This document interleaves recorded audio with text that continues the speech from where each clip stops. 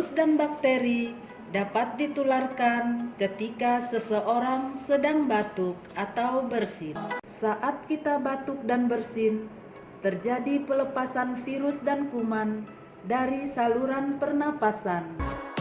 Virus dan kuman tersebut akan berada di udara bebas dan dapat merugikan kesehatan orang lain di sekitar kita. Tujuan etika batuk dan bersin untuk mencegah penularan penyakit melalui udara bebas seperti TBC, influenza, pneumonia, dan lainnya, serta membuat orang di sekitar kita nyaman. Berikut cara batuk yang salah yang biasa kita jumpai. Batuk tanpa menutup hidung dan mulut. Menutup hidung dan mulut dengan telapak tangan.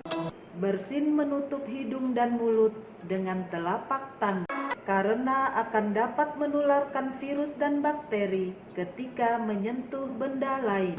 Langkah-langkah dalam etika batuk dan bersin yang benar. Saat kita batuk dan bersin, tutup hidung dan mulut dengan sapu tangan atau tisu. Lipat tisu setelah digunakan untuk batuk atau bersin. Segera buang tisu yang sudah terpakai ke tempat sampah. Ketika tidak ada tisu atau sapu tangan, gunakan lengan bagian dalam untuk menutup hidung dan mulut Anda. Selanjutnya, gunakan masker ketika Anda terserang batuk dan flu.